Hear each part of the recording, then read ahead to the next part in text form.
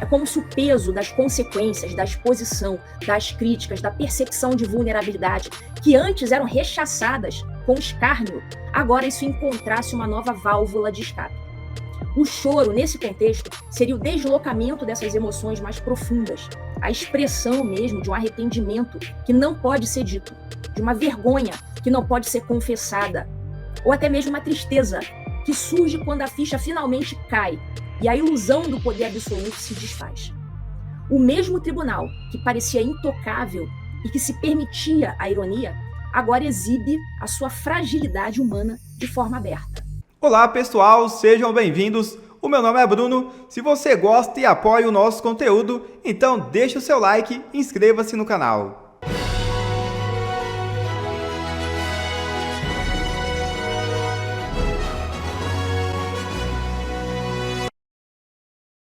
Ministro do STF estaria investigando o ministro do STF.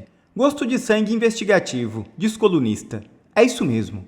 O jornalista Cláudio Magnavita, editor do jornal Correio da Manhã do Rio de Janeiro, em uma nota em que não dá nomes aos bois, revela o que estaria acontecendo nos bastidores do Supremo Tribunal Federal. Segundo ele, o gosto de sangue investigativo do STF está estarrecendo o mundo jurídico nacional. Magnavita completa, abre aspas. Corre nos bastidores do Supremo que ministro que trouxe laços profundos com a Polícia Federal, mandando investigar colegas da própria corte. Será o primeiro caso de antropofagia na Corte Suprema. O investigado, ou melhor, os investigados já estão sabendo que viraram alvo. Fecha aspas. Eu acho que alguns de vocês devem se lembrar que o advogado Jeffrey Schickini, algumas semanas atrás, havia trazido a informação que o ministro André Mendonça estaria sendo investigado pela Polícia Federal. Então, o meu palpite do ministro que estaria sendo investigado, segundo a matéria, que não cita nome, seria o ministro André Mendonça. E o meu palpite de quem estaria por trás dessa investigação a André Mendonça, Alexandre de Moraes. O que é gravíssimo, um absurdo sem precedentes. O que virou a nossa mais alta corte do país. Mas aqueles que acharam que eram intocáveis e que fariam o que queria com uma das instituições mais importantes do Brasil, começaram a se dar mal. Alguns ministros não conseguem mais esconder a tristeza após sanções americanas. Você já parou para pensar no que pode levar alguém do deboche mais cínico até as lágrimas expostas em praça pública? O que eu vou te mostrar hoje é a história de uma mudança radical de postura que nós presenciamos no Supremo Tribunal Federal, entre o final de 2024 e agora, 2025. Eu vou mostrar aqui para vocês, nesse vídeo de hoje, como os ministros começaram rindo, escarnecendo de deboche e terminaram agora chorando, e literalmente chorando. Eu não estou falando de especulação, eu estou falando de fatos, de comportamentos públicos que mostram essa transição da mais pura ironia até a emoção mais crua. Parece que está havendo uma jornada aí, que começou com a percepção de impunidade, eles achavam que eles iam ficar impunes, então eles tinham essa percepção de impunidade, e tudo isso culminou na constatação da vulnerabilidade. Eles constatando efetivamente que eles são, sim, vulneráveis, embora eles não acreditassem nisso, em princípio. São os juízes supremos que começaram achando que não ia dar nada para eles. E agora eles estão terminando muito, muito mal, porque eles perceberam que sim, está dando alguma coisa para eles sim. E está dando muito ruim. Isso tudo impacta a nossa justiça e a nossa liberdade. Então fica comigo até o final, porque o que a psicologia diz sobre isso pode te chocar. O palco para essa mudança de postura do STF começou a ser montado no final de 2024. No dia 6 de novembro de 2024, após a vitória do Trump nas eleições americanas, os ministros do STF foram flagrados fazendo piadinha. A conversa deles era sobre quem ia ter o visto cassado para os Estados Unidos. O Barroso, o Flávio Dino, o Gilmar Mendes, o Toffoli, o Moraes, o Cássio Nunes eram os que estavam presentes naquela rodinha dos escarnecedores. E esse episódio ele foi noticiado por uma das principais porta-vozes do regime, a esquerdista Mônica Bergamo. Vocês devem lembrar muito bem desse episódio. Ministros do STF fazem piada sobre quem terá visto para os Estados Unidos cancelado por Trump. A gente nunca vai se cansar de mostrar esse print, porque isso aí é o tipo da reportagem que envelhece mal. Então a gente faz questão de ficar retornando aqui, relembrando essa reportagem e essas piadinhas. Bom, bonito, né? Então essa postura de zombaria não foi um caso isolado, não. Isso ainda veio a se repetir mais tarde. E em 18 de março de 2025, houve um jantar na casa do Alexandre de Moraes e vários ministros do STF foram nesse jantar. O Barroso, o Gilmar, o Toffoli, o Fachin, o Nunes Marques, o Fux foi também, Flávio Dino. Eles foram a esse jantar. E a gente não pode esquecer que esse jantar se tornou palco de chacota. Vamos lembrar agora o que aconteceu nesse jantar. Eduardo Bolsonaro vira alvo de chacota em jantar na casa de Moraes. Vocês devem lembrar também muito bem disso. O alvo da chacota era o Eduardo Bolsonaro.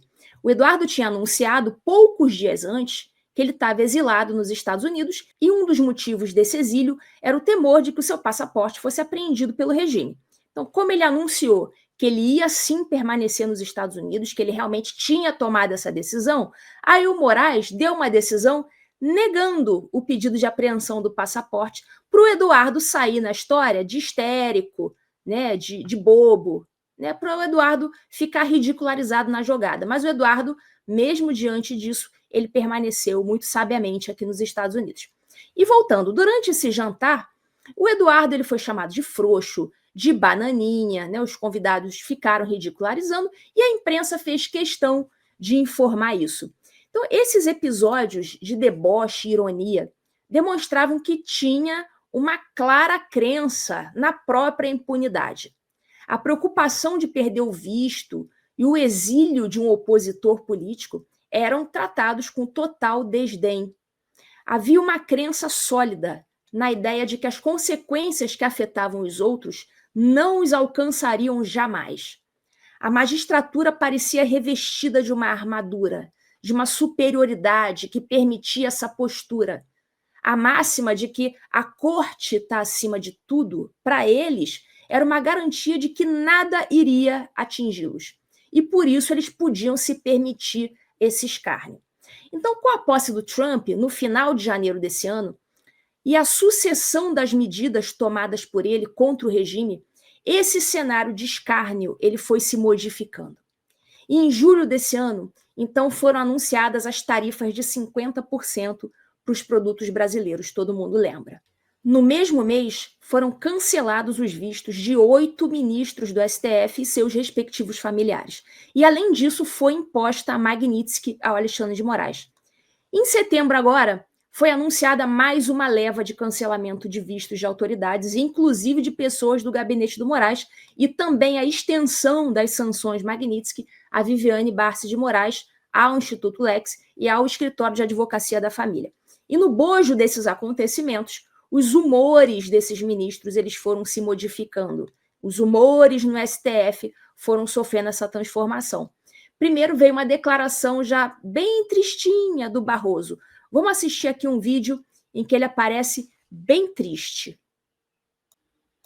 Um conflito, antes pelo contrário, acho que o conflito faz mal para o país. Portanto, é uma nota que esclarece que o Supremo cumpriu o seu papel dentro da Constituição e das leis, com o devido processo legal, todos têm o direito de defesa e, portanto, é apenas uma justificação para o mundo entender que nós estamos fazendo um julgamento público, transparente, dentro da mais absoluta legalidade por padrões internacionais, de uma denúncia que foi oferecida pelo Procurador-Geral da República. De modo que é uma defesa do que o Supremo faz, sem procurar conflito com ninguém. E depois, o Gilmar Mendes, claramente, #chateado. Vamos assistir aqui o Gilmar. Aproveitando, vocês, procede que vocês têm se reunido ou têm gerado incômodo às decisões do ministro Moraes, têm pedido para ele, de fato, maneirar as decisões em relação à trama golpista envolvendo o ex-presidente Jair Bolsonaro? É verdade que nós temos nos reunido para conversar sobre os efeitos dessas sanções e temos tido conversas a propósito disso, como é natural. Nenhum incômodo quanto a decisões do ministro Alexandre de Moraes, que, como eu já disse em outro momento, cumpriu e cumpre um papel importantíssimo na defesa da democracia brasileira. E nós o apoiamos de maneira inequívoca. Então, isso tem que ficar bastante claro. Nós estamos tomando decisões, e não são só decisões, ele é apenas o relator, mas estamos tomando decisões colegiadas, seja no pleno, seja na turma, em nome do Supremo Tribunal Federal. E vocês têm... Então aí você já percebe, pela postura do Gilmar, que ele está ali numa situação de vulnerabilidade. Ele não está ali cheio de si, ele está olhando para baixo. Você vê pelo comportamento dele que ele não está muito confortável.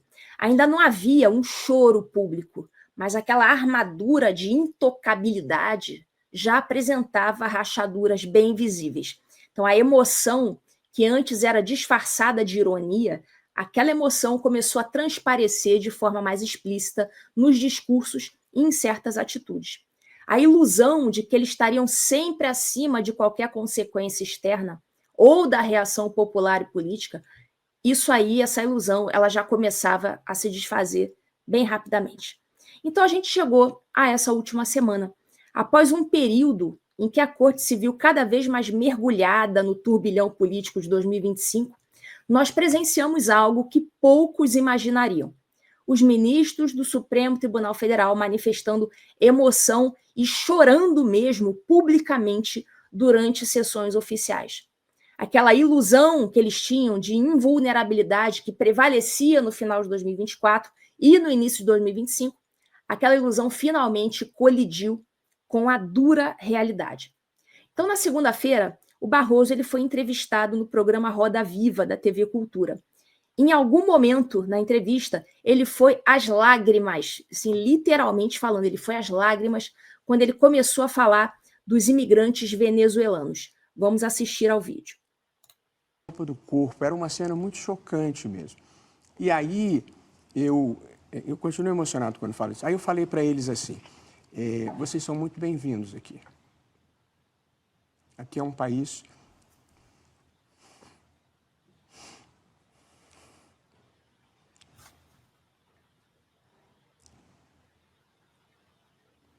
o Brasil é um país que acolhe as pessoas. Aí levantou-se esse senhor para agradecer. E foi isso que me emocionou na hora. Mas é só para dizer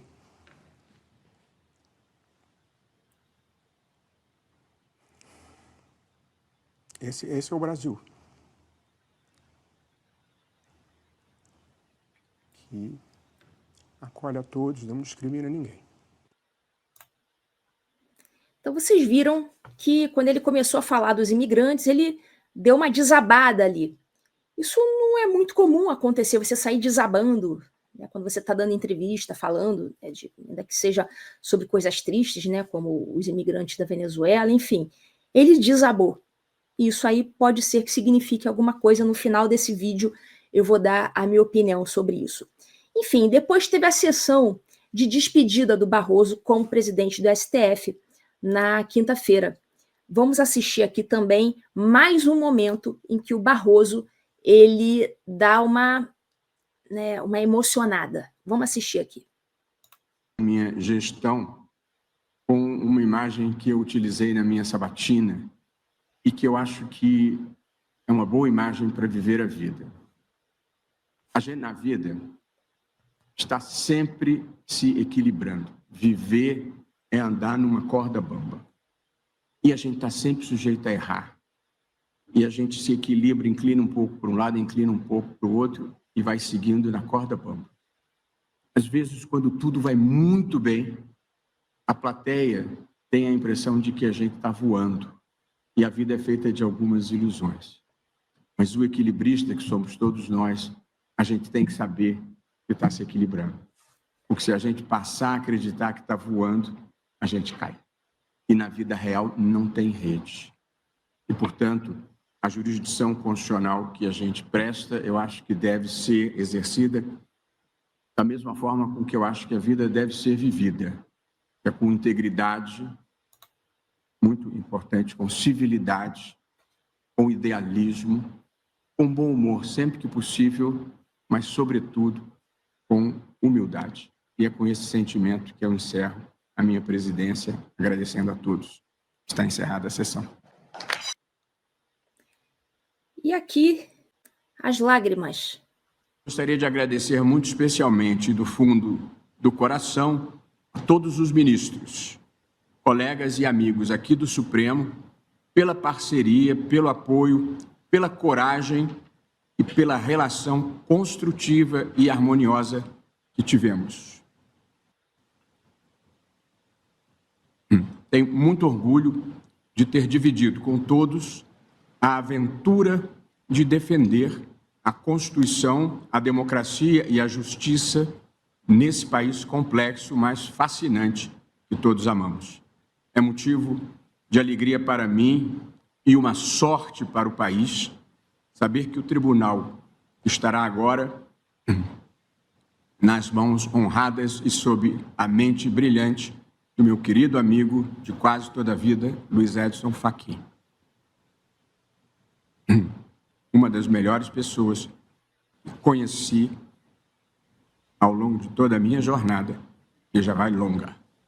Muito obrigado a todos.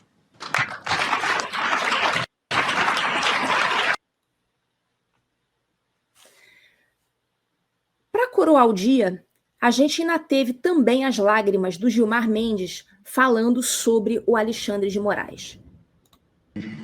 Os meus encômios ao papel singular, diria eu, sem exagero, acho, quase ou verdadeiramente heróico, desempenhado pelo ministro Alexandre de Moraes. Obrigado, ministro Gilmar.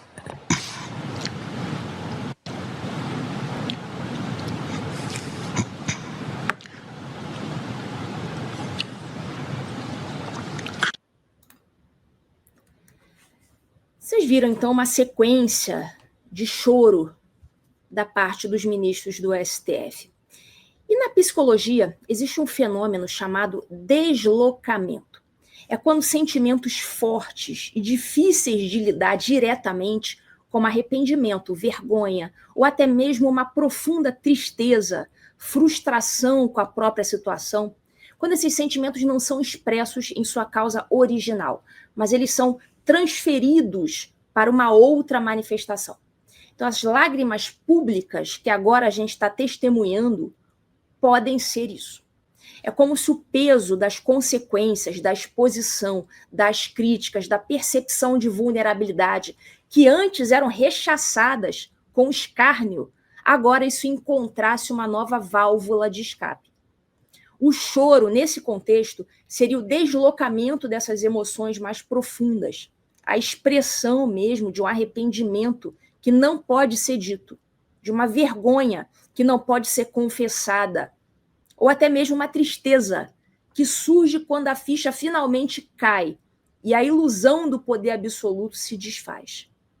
O mesmo tribunal que parecia intocável e que se permitia a ironia, agora exibe a sua fragilidade humana de forma aberta. Essa inversão de papéis é um claro sintoma.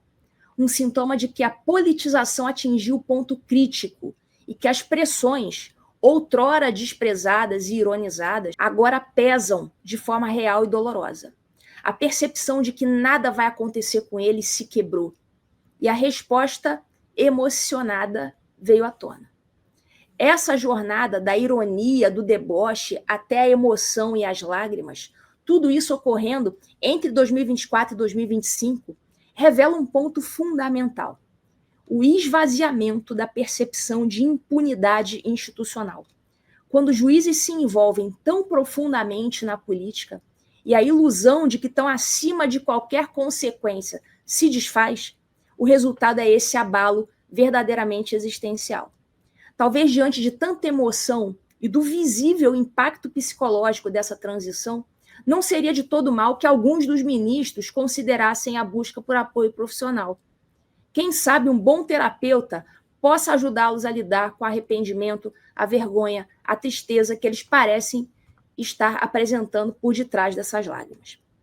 Então deixa aqui nos comentários o que você acha dessa montanha-russa emocional na Suprema Corte. Se você gostou desse vídeo, dessa análise, não se esqueça de deixar o seu like, compartilhar esse vídeo com seus amigos para espalhar a discussão, inclusive para os inimigos também. E, claro, se inscreva no canal para não perder as próximas análises. Até a próxima!